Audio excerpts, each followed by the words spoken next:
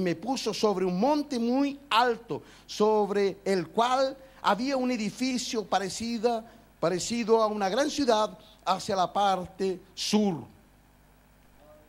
Me llevó allí y he aquí un varón cuyo aspecto era como aspecto de bronce y tenía un cordel de lino y en su mano y una caña de medir.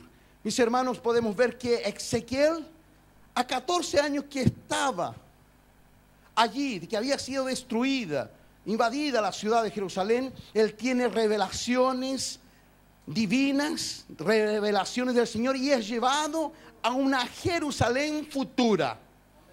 Y se le revela cómo sería la construcción que el Señor le estaba haciendo, revelando en ese momento. Podemos ver que él es tomado y llevado a Jerusalén. Él estaba en un cautiverio. En este momento Ezequiel es llevado y le es revelado un templo, una ciudad, que quien ya leyó esta palabra sabe que al entrar en aquella puerta aparece un templo, después ciudades y después naciones, y aparece el universo entero dentro de la revelación del Señor.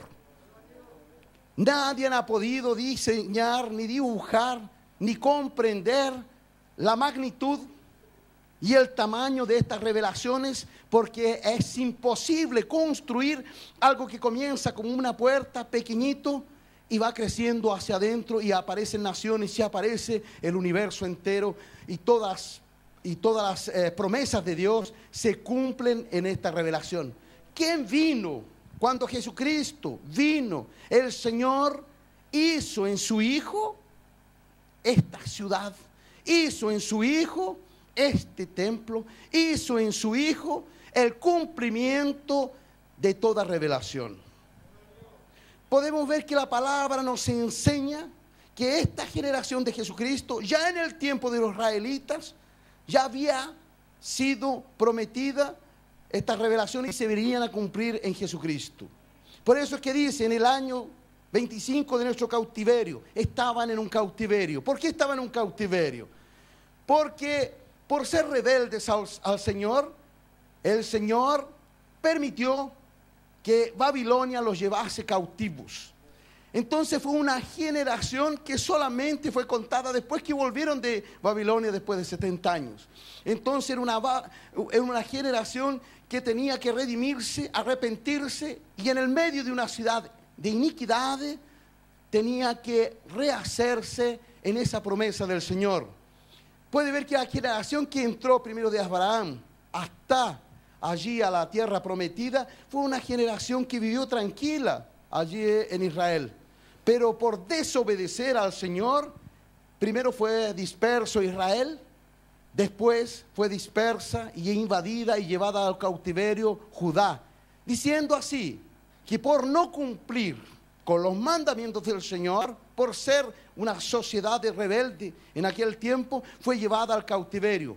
Pero una vez en el cautiverio, los israelitas tuvieron que creer que sería construido un templo, una vivienda nueva del Señor para su pueblo. Allí ellos volvieron, y la segunda casa fue una gloria mayor que la primera, aunque ella no tenía la misma magnificencia que el templo de Salomón.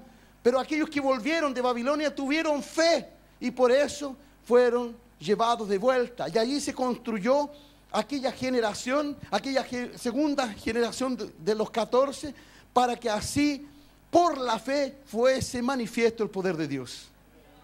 Y de ahí en adelante hasta nuestro Señor Jesucristo, este templo revelado aquí fue construido en la promesa que fue cumplida en Cristo Jesús.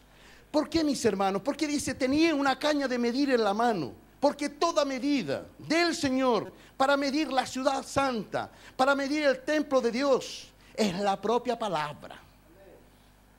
Es la propia palabra la que midió la construcción santa del Señor. Aquí nos dice la palabra cómo sería construido el templo, cómo sería construida la casa del Señor. Y el Señor nos reveló a Cristo Jesús, el cual en sí mismo construyó la casa. Y allí nosotros vemos la gloria de Dios manifestada en su Hijo. mis hermanos, es para que toda la palabra se cumpla. Es para que toda revelación venga al conocimiento de su iglesia. Para que cada palabra, cada espacio, cada letra que apunta al Señor Jesucristo en todo tiempo venga a ser entendida y comprendida por esta generación que somos las que somos nacidos en el Espíritu Santo de Dios. Esa generación bendita, hecha en el Señor Jesús. Y el Señor nos dice más todavía, allí en Lucas. ¿Quién quiere ir para Lucas? Evangelio de Lucas. Hoy comeremos Biblia. Amén. En el capítulo 3, la genealogía del versículo 23, capítulo 3, no la leeremos solamente el principio y al final para que no se torne extensa y vengan a entender y a comprender. Lucas capítulo 3, versículo 23, ¿qué es lo que dice la palabra del Señor?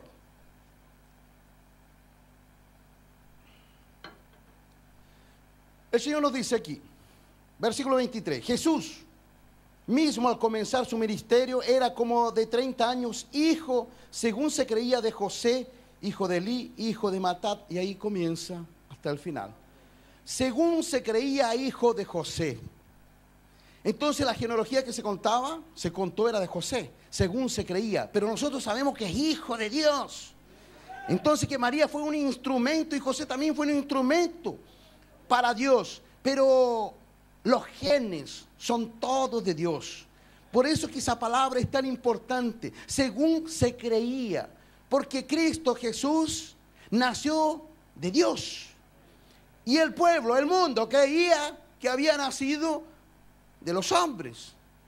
Pero cuando vino a ser entendido y a ser comprendida aquí la revelación, solamente cuando el Señor vino a los corazones de sus hijos, nosotros, y nos reveló que así como Él nació, también nosotros hemos nacido en el Espíritu Santo de Dios. No podría haber nacido el Señor en la genealogía de los hombres, ya que eran muchas y todos pecadores, y haber nacido de la carne humana. No, el Señor nació de Cristo, del Dios Padre Todopoderoso. Entonces la expresión del Padre se hizo en el Hijo. Y así el Hijo derramó también su Espíritu Santo, como también Él recibió del Padre. Así vemos que hay un solo Dios, Padre, Hijo y Espíritu Santo. Entonces vemos nuevamente ese versículo para que no quede dudas. Jesús mismo al comenzar su ministerio era como de 30 años, hijo, según se creía, de José. Y ahí comienza a decir hijo, hijo, hijo, y comienza la genealogía de los hombres hasta el final. En el versículo 37, ¿qué dice? Hijo de Matusalén, hijo de Enoch, hijo de Jared, hijo de Malaleel, hijo de Cainán, hijo de Nos, hijo de Sech, hijo de Adán, hijo de Dios. Aquí nos dice la palabra lo siguiente, que Cristo es hijo de Dios. Como Cristo no tiene nada a ver con la genealogía humana, que Cristo, ¿cómo se creía? Era hijo de José, hijo, y cuando llega al final, hijo de Dios. Entonces, Cristo es hijo de Dios. Entonces, por siglos, la iglesia ha venido mirando la genealogía pensando en los hombres. Entonces no se encuentra esa genealogía santificada en la carne humana, porque la palabra nos dice que fue revelado el nombre de Jesucristo y fue revelado a María y fue engendrado en María y fue engendrado por la sombra del Espíritu Santo de Dios, por el poder de Dios. Entonces, ¿qué tendría Cristo con la carne humana? Nada, porque nosotros somos semejantes cuando somos adoptados como hijos. Nosotros no somos semejantes, Cristo no es semejante a nosotros, nosotros somos a Él, porque somos una criatura, un postrer Adán, un nuevo hombre cuando somos adoptados como hijos de Dios. Si en su casa, mis hermanos, y donde estén escuchando esta palabra, pueden tomar la Biblia y comprobar y leer más profundamente para que el Señor les revele cómo la genealogía, cómo es la generación del templo santo del Señor nos dice que es Cristo Jesús.